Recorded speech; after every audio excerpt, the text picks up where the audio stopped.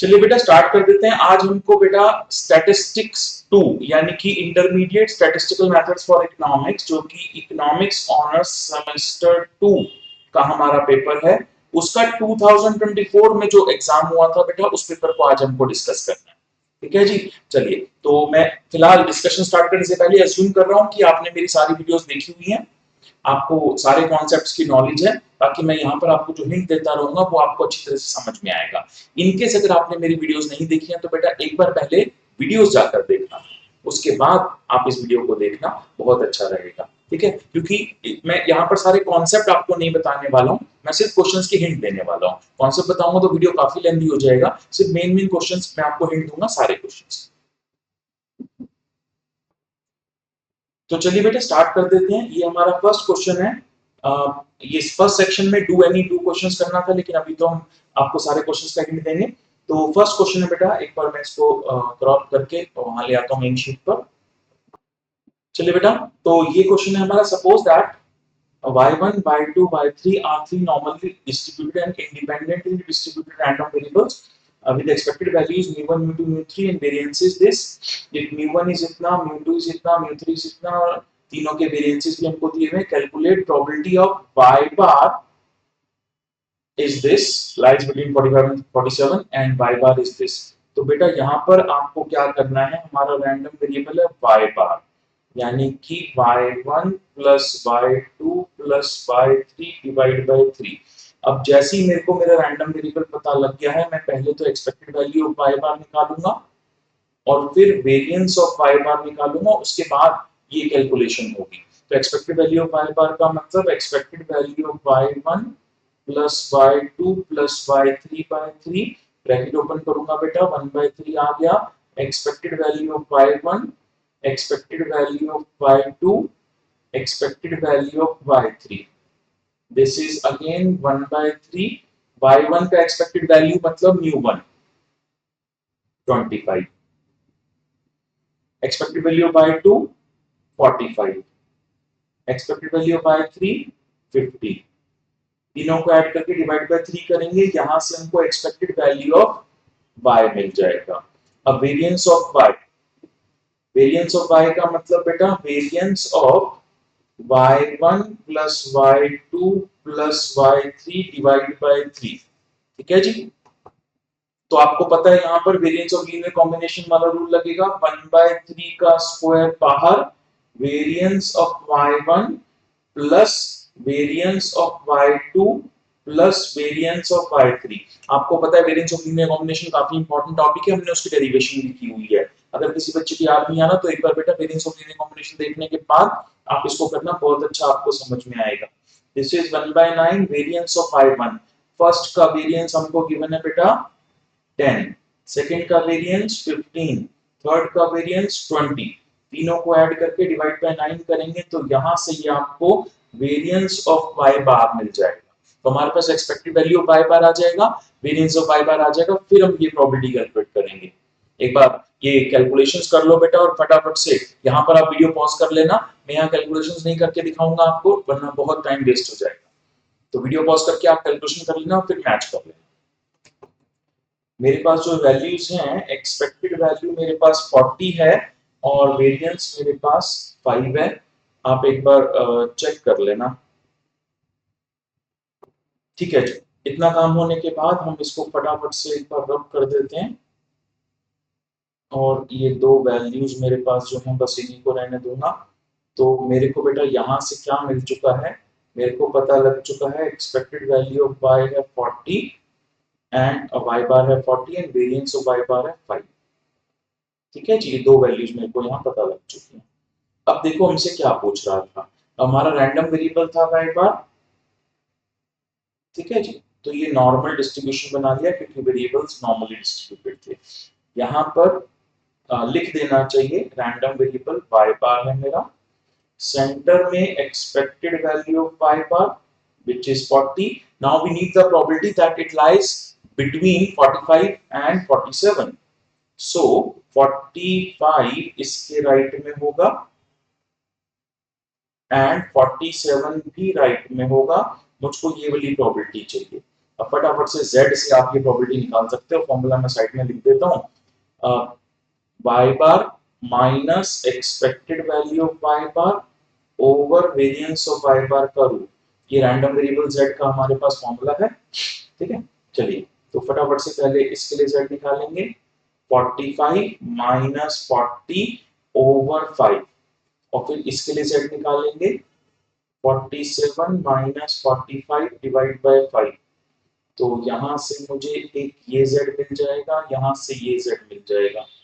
एक बार देखो मेरे पास दोनों z हैं, हाँ जी हैं। तो ये आ गया 2.236 एंड दिस इज 3.1305। अब 2.236 एरिया देखोगे तो इसके पीछे का एरिया मिलेगा। मेरे पास ये एरिया है, दिस इज 0.9875 और इसके पीछे का एरिया देखोगे तो ये एरिया आपको मिल जाएगा, ये बड़े वाला एरिया, ये है 0.9991। कैलकुलेशन बेटा एक बार चेक कर लेना, इसमें से ये एरिया माइनस करोगे तो ये आपको रिक्वायर्ड एरिया मिल जाएगा। And this required area is, आपको नोटेशन में लिखना है तो लिख सकते हो, phi of this area 3.1305 minus phi of this, ये वाला एरिया 236 का जो आएगा, माइनस करके फाइनली इसका एरिया माइनस इसका एरिया, यानी कि this figure minus this figure. यहां से आपको फाइनल आंसर मिलेगा। मेरे पास फाइनल आंसर है, ये है 0.0116। बेटा एक बार कैलकुलेशंस चेक कर लेना, थोड़ी बहुत कैलकुलेशन मिस्टेक हो सकती है, लेकिन बाय एंड लार्ज काफी कुछ ठीक ही है, ठीक है जी। कॉन्सेप्ट आपको समझ में आना चाहिए। हमने पहले दोनों के z निकाले, z से एरिया निकाला, हमेशा z टेबल आपको वैल्यू के पीछे का एरिया देती है। तो 45 के पीछे का एरिया और 47 के पीछे का एरिया, दोनों एरियाज हमको मिल चुके हैं। 47 के पीछे का एरिया माइनस 45 के पीछे का एरिया करेंगे तो इन दोनों के बीच का एरिया हमको मिल जाएगा, which was required in question. यहाँ वीडियो पॉज करके बेटा एक बार कॉपी कर लेना। चलिए बेटा नेक्स्ट क्वेश्चन देख लेते हैं। The time taken by randomly selected job applicant, अब बी पार्ट कर रहे हैं हम, इसको क्रॉप करके वहां ले जाता हूं।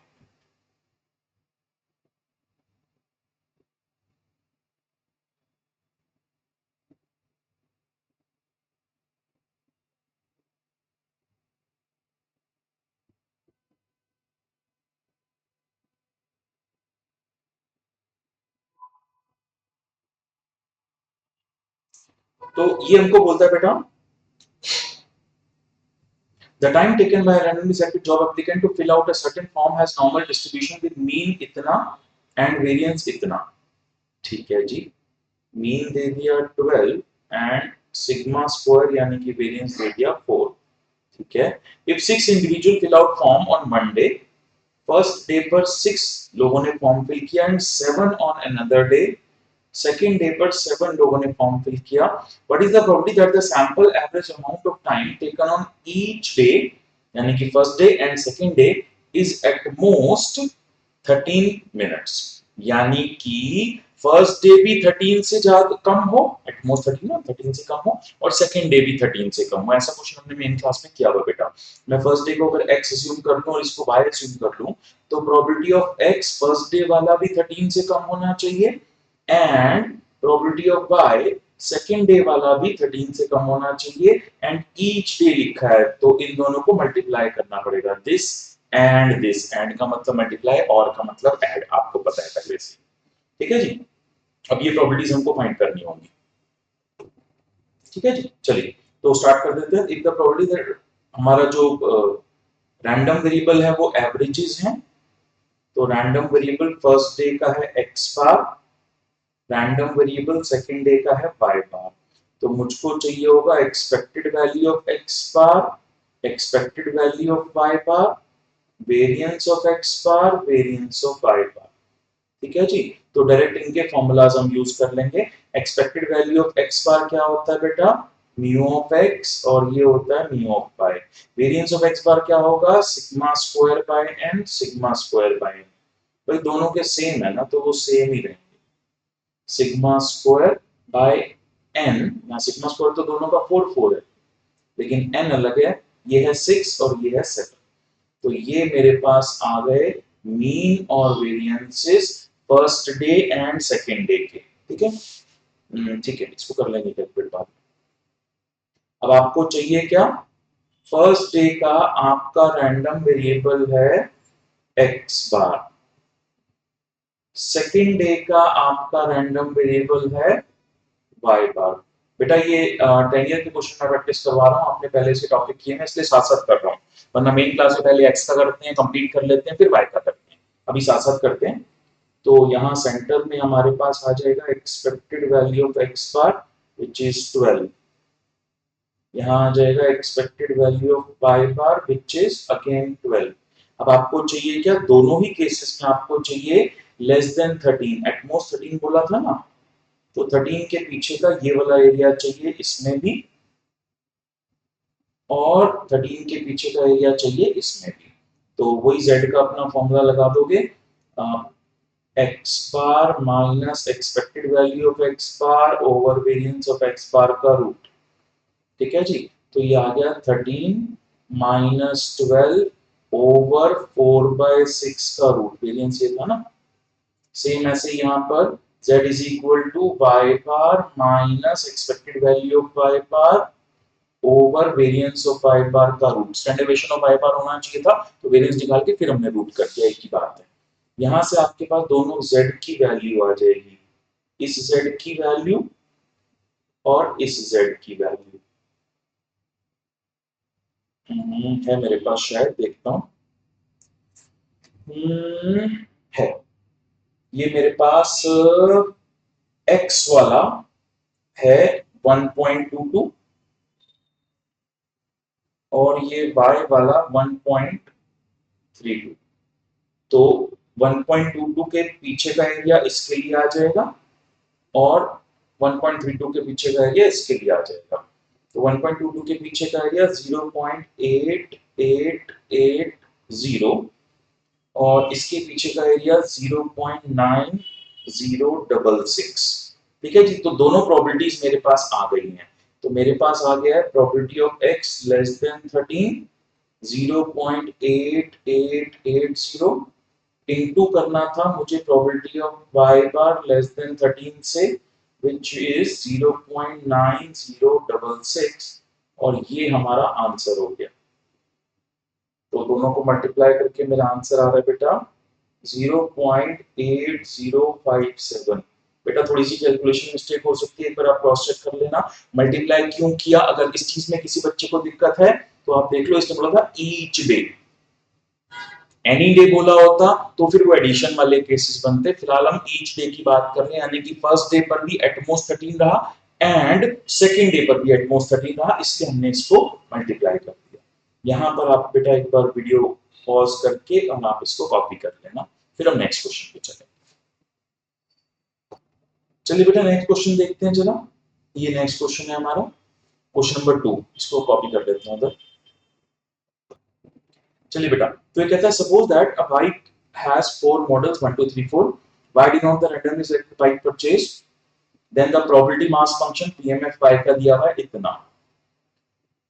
ठीक है, sample of 2 customer is selected, obtain the sampling distribution of y bar. बेटा यहाँ पे ना इसके दो तरीके हो सकते हैं। एक तरीका तो ये है, ये y और प्रोबेबिलिटी ऑफ y दिया है, आप यहाँ से एक्सपेक्टेड वैल्यू ऑफ y निकाल लो which is mu, variance of y निकाल लो विच इज सिग्मा स्क्वायर, और फिर sampling distribution of y bar के लिए आपको चाहिए होगा एक्सपेक्टेड वैल्यू ऑफ y और variance, expected value of y bar, variance of y bar. यहाँ पर आप फॉर्मूला यूज कर लेना, expected value of y bar is mu, this is sigma square by n। Sigma square की वैल्यू ये रही n, यानी कि 2 का सैंपल लेना है तो 2 आ जाएगा। तो यहाँ से expected value y bar, variance of y bar direct आ जाएगा आपके पास। एक तरीका तो ये है, इसको ऐसे कर सकते हैं, मुझे लगता नहीं कि इसमें नंबर कटेंगे आपके। फिर भी अगर दूसरी बात हम ये देखें कि मार्क्स 5 हैं, इतने छोटे से काम के लिए 5 नंबर थोड़े से ज्यादा लग रहे हैं, तो हम एक काम करते हैं, दूसरा काम हम पूरा पूरा सैंपलिंग डिस्ट्रीब्यूशन बना सकते हैं। सैंपलिंग डिस्ट्रीब्यूशन कैसे बनाते हैं बेटा, देखो जी, सैंपलिंग डिस्ट्रीब्यूशन अगर हम बनाते हैं तो आप ये समझो हमारी पॉपुलेशन में 4 एलिमेंट्स हैं 1 2 3 4। आपको दो दो के सैंपल लेने हैं, तो सैंपल्स कैसे लेंगे? 1 1 1 2 1 3 1 4, फिर 2 1 2 2 2 3 2 4, फिर इसी तरीके से आगे चलते जाएंगे। तो ये सैंपल्स कैसे बनेंगे बेटा? बहुत बड़ा हो जाएगा ये 1 1 1 2 1 3 1 4, फिर 2 की बारी आएगी 2 1 2 2 2 3 2 4, फिर 3 की बारी आएगी 3 1 3 2 3 3 3 4, फिर 4 की बारी आएगी 4 1 4 2 4 3 4 4। अब हम इन सब की प्रोबेबिलिटीज निकाल लेंगे भाई। 1 एंड 1, 1 को सिलेक्ट करने की प्रोबेबिलिटी है 0.2, तो ये हो जाएगा 0.2 इंटू 0.2, ठीक है जी। फिर 1 2, 1 को सिलेक्ट करने की प्रोबेबिलिटी है 0.2 और 2 को सिलेक्ट करने की प्रोबेबिलिटी 0.4, फिर 1 को सिलेक्ट करने की प्रोबेबिलिटी 0.2 और 3 को सिलेक्ट करने की प्रोबेबिलिटी 0.1। इसी तरीके से हम ये सारी प्रोबेबिलिटीज कैलकुलेट करते जाएंगे बेटा, और हमको ये देखना होगा कि प्रोबेबिलिटी का सम 1 आना चाहिए, ठीक है जी। अब हमको बनाना था sampling distribution of y bar, her sample का मीन निकाल लेंगे। इसका मीन निकालेंगे 1 + 1 / 2, 1 + 2 / 2, एवरेज करते जाएंगे 1.5, फिर 2, फिर यहाँ पर 2.5, फिर इसका एवरेज इज 1.5, इसका एवरेज इज 2, फिर 2.5, फिर 3, फिर इसका एवरेज इज 2, फिर इस तरीके से आगे चलते जाएंगे हम, और ये सारा ऐसे बन जाएगा। और फिर यहाँ पर हम बनाएंगे सैंपलिंग डिस्ट्रीब्यूशन ऑफ y बार। इसके लिए y बार की वैल्यूज लिखी जाएंगी और प्रोबेबिलिटीज लिखी जाएंगी। ये जो y बार आपकी सीरीज है, इसमें जो जो वैल्यूज आ रही होंगी वो लिखते जाएंगे। बेसिकली जैसे मैंने पहले 1 लिखा, तो 1 एक ही बार है, तो 1 के सामने की प्रोबेबिलिटी में 1 लिखूंगा और उसके सामने की प्रोबेबिलिटी यहां लिख दूंगा। फिर मैंने लिखा 2, मान लेते हैं, अभी मैं करके बताऊंगा 2, तो 2 के सामने एक ये प्रोबेबिलिटी होगी, एक ये होगी, एक ये होगी, और भी हो सकता होंगी, तो इन तीनों को ऐड करके फिर 2 के सामने की प्रोबेबिलिटी लिखूंगा। इस तरीके से मेरे पास पूरा मेरा सैंपलिंग डिस्ट्रीब्यूशन ऑफ y तैयार हो जाएगा, ठीक है जी। चलो, तो टाइम कम है, मैं आपको सैंपलिंग डिस्ट्रीब्यूशन ऑफ y सीधा सीधा लिख के बता रहा हूं। 1 1.5 2 2.5 3 3.5 एंड 4, और ये प्रोबेबिलिटीज आएंगी ऐसे। ये सैंपलिंग डिस्ट्रीब्यूशन बेटा मैंने क्लास में कराया था, इतना ही लेंथी एक क्वेश्चन मैंने कराया था आपको डिवोर में से डायरेक्ट।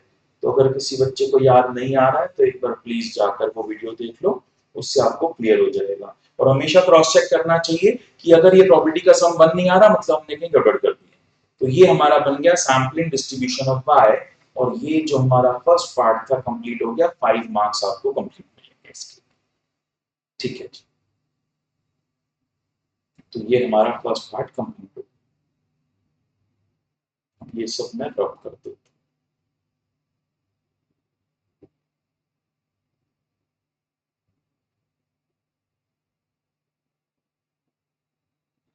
ठीक है जी। अब देखो बेटा, अब हमसे सेकंड पार्ट में क्या पूछता है। Obtain probability of y less than 1.5 और y bar less than 1.5 and y bar between this and this. तो सेम वही रैंडम वेरिएबल y बार अगर होगा तो आपको एक्सपेक्टेड वैल्यू ऑफ y बार और वेरिएंस ऑफ y बार बनाना पड़ेगा। अब आपके पास सैंपलिंग डिस्ट्रीब्यूशन है, यहां से बनाना है तो यहां से बना लो, या फिर जो मैंने इससे पहले शुरू में बताया था वैसे बनाना है वैसे बनाना है। ठीक है जी। यहां से कैसे बनाओगे बेटा? एक मिनट, ये y बार जो है बेटा, ये y जो है हमारा पीएमएफ है, ये डिस्क्रीट फंक्शन है, तो इसकी जरूरत नहीं है। रुको, अब हमें इसकी जरूरत नहीं है। हम लोग क्या करेंगे, हम सीधा सीधा ये प्रोबेबिलिटीज ही निकाल देंगे, क्योंकि डिस्क्रीट है ना, तो डिस्क्रीट में तो देखकर ही निकाल देंगे, वो सब करने की जरूरत ही नहीं। Probability of y bar less than 1.5। तो ये जो आपका y बार है ये 1.5 से कम क्या क्या है, ये दोनों है भाई, यानी कि probability of y bar equal to 1 plus probability of y bar equal to 1.5। आ गया ना 1.5 या उससे कम वाला, तो ये दोनों प्रोबेबिलिटी ऐड हो जाएंगी 0.04 प्लस 0.16 और ये हमारा आंसर आ जाएगा जो भी आएगा। ठीक है जी, अगर ये कॉन्टिन्यूअस होता तो हमें वही करना पड़ता, हम एक्सपेक्टेड वैल्यू ऑफ y और वेरिएंस ऑफ y निकाल के फिर नॉर्मल डिस्ट्रीब्यूशन बना के करते, लेकिन नॉर्मल डिस्ट्रीब्यूशन कॉन्टिन्यूअस है और इसने यहाँ पर हमको डिस्क्रीट दिया हुआ है तो सीधा सीधा ऐसे ही कर देंगे, कोई दिक्कत। नेक्स्ट देखो बेटा, अब हमसे कहता है probability that y bar lies between 2 and 3.5। 2 को इंक्लूड करना है, 3.5 को इंक्लूड नहीं करना है। तो बेटा 2 ये होगा हमारा, क्योंकि 3.5 को इंक्लूड नहीं करना है तो यहां पर तीन वैल्यूज आएंगी, probability of y bar equal to 2 plus probability of y bar equal to 2.5 plus probability of y bar equal to 3। इन तीनों प्रॉपर्टीज को हम ऐड करेंगे। तो ये हमारी प्रोबेबिलिटी y इक्वल टू 2 है 0.20, देन 0.20 अगेन, देन 0.25 और फाइनली ये हमारा आंसर आ जाएगा इसका। ठीक है जी, तो ये हमारा फाइनल आंसर होगा पार्ट 2 के लिए। एक बार यहाँ पर वीडियो पॉज करके आप कॉपी कर लेना बेटा, फिर हम नेक्स्ट क्वेश्चन पे चलें।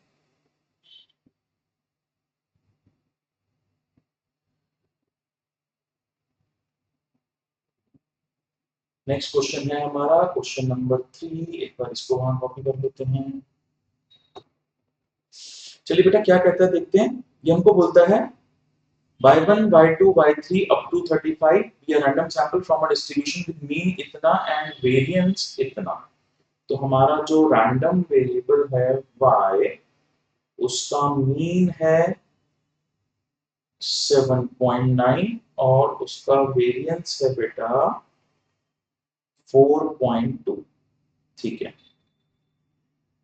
y जो है ये टोटल है, एक मिनट, ये हमारी पॉपुलेशन का मीन और वो था। अब हमारे को y वेरिएबल दिया है इन सबका टोटल 35 तक का। तो अगर हमारा रैंडम वेरिएबल y इसने हमको जो दिया है y1 plus y2 plus y3 up to 35, तो probability of y between this and this चाहिए। तो बेटा रैंडम वेरिएबल हमारा अगर y है तो हमको एक्सपेक्टेड वैल्यू ऑफ y चाहिए होगा और वेरिएंस ऑफ y चाहिए होगा। अब आपको ये बात समझ में आ रही होगी कि y है इनका सम टोटल, तो expected value of t not वाला रूल लग जाएगा n इंटू म्यू और वेरिएंस हो जाएगा n into sigma square, total वाला रूल लग जाएगा, simple simple. So this will be 35 into 7.9 and this will be 35 into 4.2। तो मेरे पास एक्सपेक्टेड वैल्यू ऑफ y और वेरिएंस ऑफ y आ जाएगा। ये आ गया है, एक बार कैलकुलेशन जरूर चेक कर लेना बेटा, 276.5 एंड 147। ठीक है जी, अब चाहता क्या है, चाहता है 277.5 से 279.7 के बीच का आपसे एरिया निकलवा रहा है। निकाल देंगे, कोई घबराने वाली बात नहीं है। रैंडम वेरिएबल है y which is t not, तो एक्सपेक्टेड वैल्यू ऑफ y आ गया है बेटा 276.5। आपको क्या चाहिए 277.5, ये लो जी यहाँ पर हमने लिख लिया 277.5 और दूसरा था 279.7, ये लो जी 279.7 आपको इसके बीच का एरिया चाहिए। ठीक है जी, वही फॉर्मूला जो अभी तक हम यूज करते आए हैं, z is equal to random variable minus उसका मीन ओवर उसके वेरिएंस का रूट। तो दोनों में ये लगाना है। फर्स्ट आ गया 277.5 माइनस मीन है 276.5 ओवर वेरिएंस था 147 का रूट। मेरे को लग रहा है सब कुछ ठीक है, थोड़ी जगह कम पड़ेगी बस, तो इसको उठा के थोड़ा सा इधर कर देते हैं। ठीक है जी। और दूसरा है 279.5 माइनस 276.5 ओवर जो वेरिएंस है उसका रूट। यहां से आपको दो z वैल्यूज मिलेंगी हैं मेरे पास, मैं देख लेता हूं।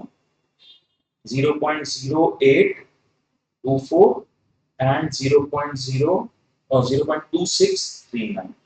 तो 0.0824 के पीछे का एरिया यानी कि ये हो जाएगा, और इसके पीछे का एरिया यानी कि ये हो जाएगा। देखें क्या क्या एरिया आता है। ये एरिया मेरे पास है 0.6026, ये बड़े वाला एरिया, और ये छोटे वाला एरिया है 0.5319। ठीक है, टेबल से एरिया देखा और कुछ नहीं किया, और दोनों को माइनस करके ये हमारा रिक्वायर्ड एरिया आ जाएगा 0.07। एक बार बेटा कैलकुलेशन जरूर चेक कर लेना, थोड़ी बहुत कैलकुलेशन में मिस्टेक हो सकती है। ठीक है जी। तो सिंपल सिंपल हमने क्या किया एक बार फटाफट से बता दूं। हमारा रैंडम वेरिएबल y था, बेसिकली t नॉट है, ये सबको ऐड कर दिया और हमने इस तरीके से यहाँ कैलकुलेशन कर दी। Expected value of y, variance of y बना दिया फॉर्मूला से n म्यू और n सिग्मा स्क्वायर से, और उसके बाद नॉर्मल कर्व में जाके डिस्ट्रीब्यूशन फिट कर दिया, कोई भी दिक्कत नहीं है। क्या ये दिया हुआ था कहीं नॉर्मल डिस्ट्रीब्यूशन है? नहीं, ऐसा दिया नहीं हुआ था, लेकिन हमारे पास कोई और ऑप्शन भी नहीं थी, और क्योंकि सैंपल साइज मोर देन 30 है तो हमने CLT यूज कर लिया है यहाँ पर। CLT central limit theorem. Theoretically वैसे डिवोर भाई साहब 40 की रेंज बोलते हैं, ठीक है, लेकिन लार्ज सैंपल के लिए, लेकिन थ्योरेटिकली CLT में क्या लिखा है, अगर आपका सैंपल साइज मोर देन 30 हो और पॉपुलेशन नॉन नॉर्मल भी है तो भी आप सैंपलिंग डिस्ट्रीब्यूशन में नॉर्मलिटी को अज्यूम कर सकते हो। ठीक है जी। आगे जो बी पार्ट है वो इसी से रिलेटेड है। बी पार्ट में कहता है if the sample size changes to 32 would the probability of part A B calculated from the given information? Yes. अगर ये 35 की जगह 32 भी होता तो भी क्या आप ये प्रोबेबिलिटी कैलकुलेट कर सकते थे? हाँ जी कर सकते थे, क्योंकि CLT 30 से ऊपर की हर वैल्यू पर एप्लीकेबल है, 32 पर भी एप्लीकेबल है। Yes we can calculate. If yes find the probability. अब बेटा n को 32 डाल के दोबारा यही काम करना है, आप कर लेना। यहाँ n को 32 डाल देना, यहाँ 32 डाल देना, ये दोनों वैल्यूज चेंज हो जाएंगी, बाकी फिर प्रोबेबिलिटीज ऐसी निकालनी। ठीक है, वो आप कर लेंगे, इसमें कोई दिक्कत वाली बात। अब क्या कहता है, कहता है if the samples will your answer will change if will your answer change if the sample size is 25 instead of 32? yes, अगर ये 25 होता तो हम CLT अप्लाई नहीं कर सकते थे and this probability can not be calculated. सिर्फ आपको नोट दे देना है as CLT is valid for sample size more than 30। So if the sample size in this question becomes 25, we cannot calculate this probability using normality। बस एक line ये लिख देनी है और कोई खास बात नहीं बेटा, फटाफट से इसको कॉपी कर लो, जरा वीडियो यहाँ पॉज कर लेना। चलिए बेटा नेक्स्ट क्वेश्चन पर आते हैं। नेक्स्ट क्वेश्चन, क्वेश्चन नंबर 4 है हमारा। सेक्शन 1 हमारा कंप्लीट हो गया। 3 क्वेश्चन थे बेटा, 3 में से कोई भी 2 करने थे, हमने तीनों का दे दिया है आपको। क्वेश्चन नंबर सेक्शन 2 में आते हैं। एनी 3 अटेम्प्ट करने हैं इसमें। देखिए, let the fracture strength of a ceramic bar be normally distributed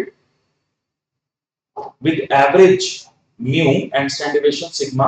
sample of 10 आपने लिया, यहां से इसको कॉपी करके वहां ले चलते हैं, डेटा चाहिए होगा।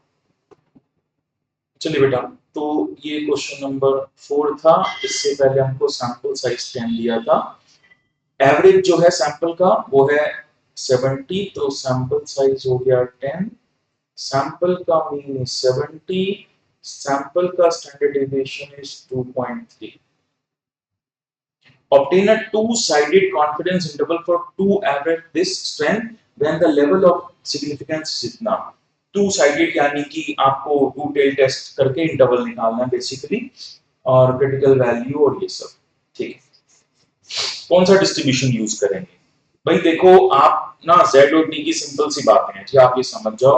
आपको पता है कि अगर कभी सैंपल साइज लेस देन 40 हो and population standard deviation unknown हो, नॉट गिवन, ठीक है, इक्वल टू 40 पर भी एडवांटेज यही रखते हैं। अगर ये दोनों कंडीशन सेटिस्फाइड है तो हम टी लगाएंगे, अगर एक भी कंडीशन सेटिस्फाइड नहीं है तो जेड लग जाएगा। तो टी लगाने के लिए कंडीशन क्या चाहिए? एक तो सैंपल साइज हमारा लेस देन 40 होना चाहिए और पॉपुलेशन का स्टैंडर्ड डेविएशन हमको मालूम नहीं होना चाहिए। इस क्वेश्चन में दोनों ही कंडीशन सेटिस्फाइड है, सैंपल साइज भी लेस देन 40 है और पॉपुलेशन का स्टैंडर्ड डेविएशन भी हमको मालूम नहीं है, तो इसको टी टेस्ट से करेंगे। सिंपल सिंपल बात है जी, ठीक है जी। टी डिस्ट्रीब्यूशन बनाया, आपको चाहिए अल्फा, सिग्निफिकेंस लेवल है 0.01, आपको कॉन्फिडेंस इंटरवल चाहिए, तो इसका मतलब यहां दोनों तरफ आप कितना कितना एरिया छोड़ोगे? Half half. तो 1% का हाफ 0.005 यहां छोड़ोगे, 0.005 यहां छोड़ोगे। क्योंकि टी टेस्ट लगा रहे हो तो कॉन्सेप्ट लगेगा डिग्री ऑफ फ्रीडम का, विच इज अगेन n-1, तो n है 10, डिग्री ऑफ फ्रीडम 9 हो जाएगा। तो t की value 0.0059 degree of freedom, t की वैल्यू 0.0059 डिग्री ऑफ फ्रीडम। ठीक है जी। अब जो भी t की टेबल आप यूज करते हो, आगे वाली पीछे वाली, उसके अकॉर्डिंग आप t की वैल्यू यहां से देख के निकाल लोगे। टेबल देखने में हो सकता है किसी बच्चे को कंफ्यूजन हो, तो इस क्वेश्चन में स्पेसिफिकली मैं आपको एक बार टेबल देखना सिखा देता हूं बेटा। देखो, जैसे हमको ये वाली वैल्यू चाहिए, ठीक है, t की ऐसी वैल्यू जिसकी आगे का एरिया 0.005 हो, डिग्री ऑफ फ्रीडम 9, तो हम टेबल में जाएंगे। टेबल निकालता हूं बेटा, तब तक आप अपनी बुकलेट के पीछे की टेबल निकाल लो। डिवोर की टेबल आप यूज करेंगे क्योंकि वही हमको पेपर में गिवन है।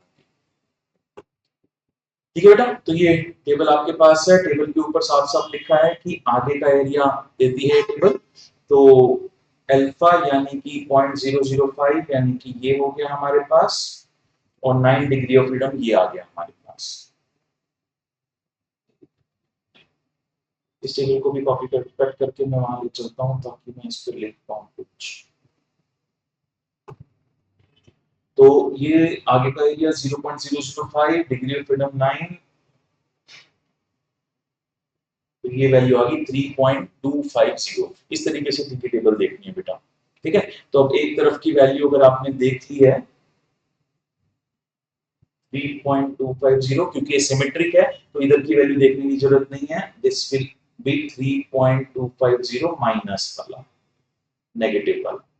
ठीक है जी। इसके आगे का एरिया 0.995 हो जाएगा।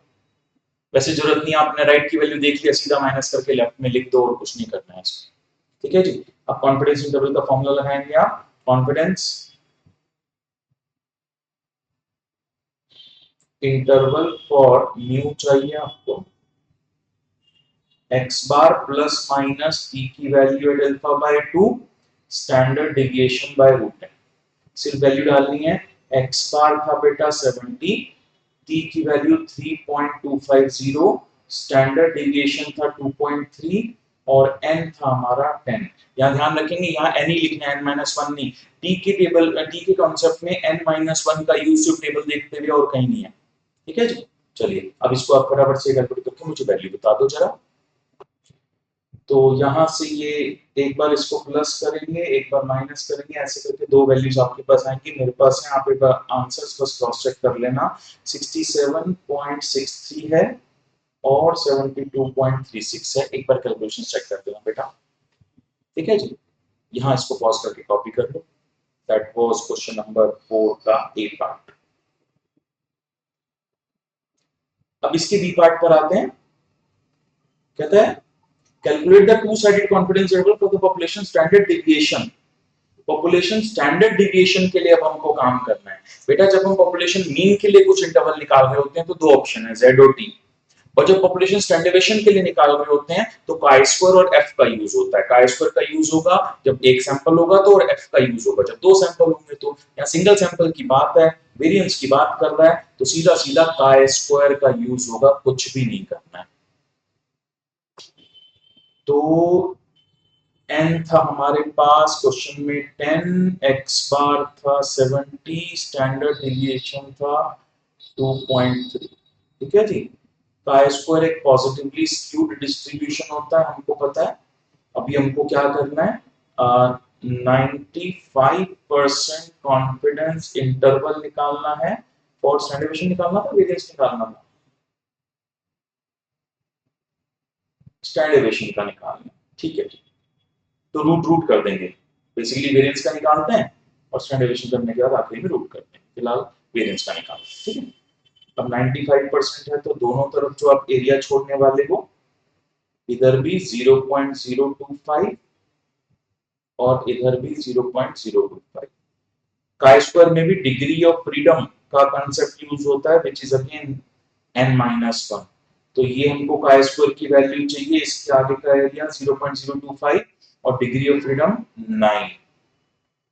यहां भी हमको काय स्क्वायर की वैल्यू चाहिए, इसके आगे का एरिया, बेटा पीछे का एरिया अगर यहाँ 0.025 है तो आगे का एरिया हो जाएगा पॉइंट, माइनस करके देख लेना एक बार, 975 और डिग्री फ्रीडम इतना, एक बार कैलकुलेशन चेक कर लेना। काय स्क्वायर की टेबल से ये वाली वैल्यू आ जाएगी और काय स्क्वायर की टेबल से ये वाली वैल्यू आ जाएगी। ये वाली लार्ज आएगी और ये वाली स्मॉल आएगी, कोई दिक्कत नहीं है। मेरे पास वैल्यूज हैं तो मैं डायरेक्ट लिख रहा हूँ। काय स्क्वायर की टेबल सिंपल सा है, देखना कोई खास बात नहीं। 19.022। अब कॉन्फिडेंस इंटरवल का फॉर्मूला क्या था हमारा, सिंपल सा फॉर्मूला था सिग्मा स्क्वायर, ये था बेटा n-1 s square by chi square की value n-1 s square by chi square की वैल्यू। ठीक है जी, n-1 यानी कि 10-1 s square, n-1 s square. अब हमको काय स्क्वायर की दो वैल्यूज यहाँ पे डालनी है। मैंने आपको बताया था लोअर लिमिट के लिए हायर वाली वैल्यू डालते हैं, ये हायर वैल्यू है, इसको लोअर लिमिट के लिए डालेंगे, और ये लोअर वाली वैल्यू है, इसको हायर लिमिट के लिए डालेंगे। बट न्यूमरेटर सेम है, जहां बड़ी वाली वैल्यू डिनोमिनेटर में रखोगे वो लोअर लिमिट आ जाएगी। तो सिंपल है जी, यहां से आपको ये मिल जाएगा lower limit for variance and upper limit for variance. तो ये मेरे पास है, एक बार कैलकुलेशन चेक कर लेना बेटा, ये 1.58 और 4.20 है वेरिएंस के लिए। और अगर आपको स्टैंडर्ड डेविएशन के लिए चाहिए तो कुछ नहीं करना, तीनों का रूट रूट रूट कर देना, स्टैंडर्ड डेविएशन के लिए आ जाएगा। ठीक है जी, इसको कॉपी कर लो। आपको ये ध्यान रखना है कि अगर म्यू के लिए कुछ पूछा है, पॉपुलेशन मीन के लिए, तो z और t लगता है, और वेरिएंस के लिए कुछ पूछा है तो काय स्क्वायर और f लगता है। ठीक है जी, कॉपी कर। चलिए बेटा क्वेश्चन नंबर 5 करते हैं। 5 में कहता है let y1 y2 y3 up to y9 be a sample from a uniform population this x follows a uniform distribution. Uniform में बेटा ए और बी होता है ना आपका। ठीक है, चलो ये ए है ये बी है। there can be any finite real numbers, ऐसे ऐसे find the moment estimate of theta, the sample size is 4। Sample size 4 है और हमको सैंपल गिवन है, ऐसे लिख देता हूं 2.7, 1.2, 3.9 एंड 2.3। ठीक है, ये हमारा सैंपल की डिटेल आ गई। Find the moment estimate of theta. ठीक है, तो बेटा ऐसा है कि मोमेंट एस्टिमेटर आपको पता है कि एक एस्टिमेटर निकालना है, कितने पैरामीटर है उसके अकॉर्डिंग चलता है। तो हमारा जो यूनिफॉर्म डिस्ट्रीब्यूशन होता है उसमें एक ही आपका पैरामीटर होगा, तो हम एक ही मोमेंट कैलकुलेट करेंगे, which is expected value of y is equal to y bar. आपको पता है लेफ्ट वाला हम लोग निकालते हैं पॉपुलेशन से और राइट वाला हम निकालते हैं सैंपल से। ठीक है जी, चलो तो लेफ्ट वाला पहले पॉपुलेशन से कर देते हैं बेटा, एक्सपेक्टेड वैल्यू ऑफ y। तो यूनिफॉर्म डिस्ट्रीब्यूशन का मीन क्या होता है, a plus B by 2। Right वाला सैंपल की इंफॉर्मेशन बाद में डालेंगे। तो a क्या है यहां पर, थीटा माइनस 1, और b क्या है, थीटा प्लस 1।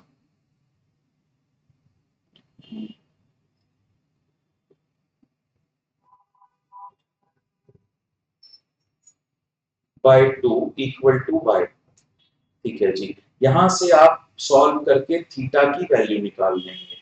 ठीक है, तो ये थीटा आ जाएगा आपका सब कुछ करने के बाद y बार। क्योंकि ये थीटा के लिए एक फॉर्मूला आया है, इसलिए हम इसको थीटा हैट बोल देते हैं, एंड दिस इज एस्टिमेटर। और जब हम इस सैंपल से y बार की वैल्यू निकाल लेंगे, सबको ऐड करके डिवाइड बाय 4, मेरे पास y बार की वैल्यू है 2.525। जब y बार की वैल्यू यहाँ पे डाल देंगे हम 2.525, तो मेरे पास यहां से थीटा की वैल्यू आ गई, which is an estimate. Theta hat एक एस्टिमेटर है, थीटा एक एस्टिमेट है। एस्टिमेटर का मतलब फॉर्मूला, एस्टिमेट का मतलब वैल्यू। सिंपल सी बात है जी, एक सिंपल सा क्वेश्चन था, कोई खास बात नहीं है। वीडियो यहाँ पॉज करके कॉपी कर लेना आप। चलिए बेटा, नेक्स्ट हमारा क्वेश्चन 5 का बी पार्ट है। Let y1 y2 y3 be random sample from normal distributions where both population mean and mu and standard deviation are unknown। ठीक है, which of the following is an unbiased estimator and which is more efficient। आपको पता होगा unbiasedness के लिए हम expected value check करते हैं, तो मैं expected value of mu1 and expected value of mu2 निकाल लूंगा। तो एक्सपेक्टेड वैल्यू ऑफ mu1 है ये 1/4 y1, 1/2 y2, 1/4 y3। ठीक है जी, ब्रैकेट ओपन कर रहा हूं। 1/4 expected value of y1, 1/2 expected value of y2, 1/4 expected value of y3। ठीक है, 1/4 एक्सपेक्टेड वैल्यू ऑफ y1 यानी कि mu1, तो mu1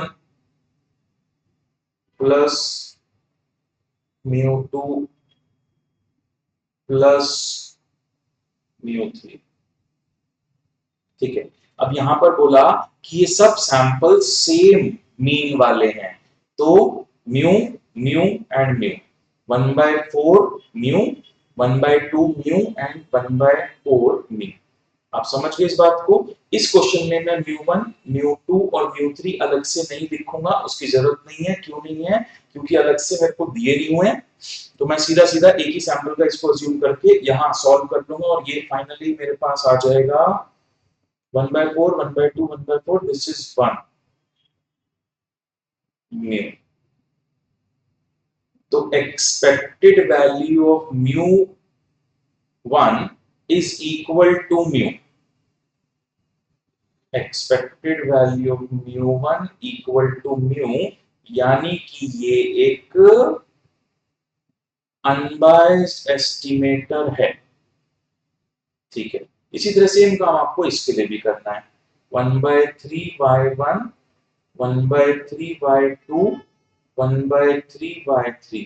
सीधा सीधा कर देता हूं। 1/3 expected value of y1 is mu, 1/2 expected value by 2 is mu, 1/3 expected value by 3 is mu। Finally ये आपके पास आ जाएगा, है मेरे पास क्या? हाँ जी है, दिस इज 1/3 mu, यानी कि expected value of mu2 is not equal to mu। मतलब ये एक बायस्ड एस्टिमेटर है। तो फर्स्ट एस्टिमेटर एक अनबायस्ड एस्टिमेटर है, दूसरा एक बायस्ड एस्टिमेटर। ठीक है, इतनी बात हम अब इसके बाद हमको क्या बोलता है? अब इसके बाद इसने बोला बेटा, इतनी आराम कर देता हूं मैं पहले इसको। ठीक है, ये आपने कॉपी कर ही लिया होगा। ठीक है, तो हमारे पास आ चुका है, ये एक अनबायस्ड एस्टिमेटर है और ये एक बायस्ड एस्टिमेटर। फिर कहते हैं एफिशिएंसी। एफिशिएंसी में आपको पता है मिनिमम वेरिएंस निकालते हैं हम, तो हम वेरिएंस ऑफ mu1 निकालेंगे, वेरिएंस ऑफ mu2 निकालेंगे, जिसका वेरिएंस कम होगा वो ज्यादा एफिशिएंट होगा। ठीक है, एमवी करते हैं ना, फिर एमवीयूई वो बन जाता है। चलो, तो variance of mu1 is 1/4 y1, 1/2 y2, 1/4 y3। Variance of linear combination वाला रूल लगाएंगे, a square variance of y1, फिर b square variance of y2, फिर सी स्क्वायर वेरिएंस ऑफ y3, और फिर कोवेरिएंसेस वगैरह भी आते हैं जहां हम अज्यूम कर लेते हैं कि वो इंडिपेंडेंट है। क्वेश्चन में दिया होगा तो भी अज्यूम करेंगे, नहीं दिया होगा तो भी अज्यूम करेंगे, क्योंकि कोवेरिएंस हमारे पास है ही नहीं निकालने के लिए। दिया है क्या? नहीं दिया, कोई बात नहीं, हम अज्यूम करेंगे, ठीक है। अब यहां से वैल्यू पुट कर देंगे बेटा, 1/4 का square variance of y1 variance, 1/2 का स्क्वायर वेरिएंस, 1/4 का स्क्वायर वेरिएंस। अब वेरिएंस को कॉमन निकाल के ये सब सिंप्लीफाई करके आपके पास आ जाएगा, फर्स्ट वाले के लिए आएगा 0.37। इसी तरह से वेरिएंस आप इसका भी निकाल लोगे और ये आपके पास आएगा 0.33 वेरिएंस।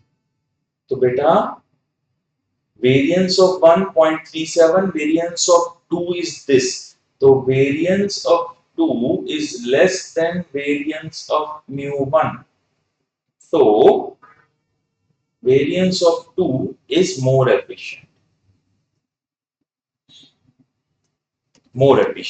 ठीक है जी। एमवी बोलते हैं ना, मिनिमम वेरिएंस वाला। तो पहले वाला यूई है और दूसरे वाला एमवी है, ठीक है। तो एमवी यूई कोई भी नहीं बन पा रहा। इस क्वेश्चन में हमसे इससे आगे कुछ पूछा नहीं था, तो हम बस यहीं पर ही छोड़ देंगे।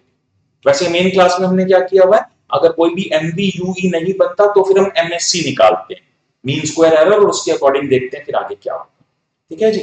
तो ये था आपका क्वेश्चन नंबर 5 जो कि कंप्लीट हो गया। यह वीडियो पॉज करके बेटा एक बार कॉपी कर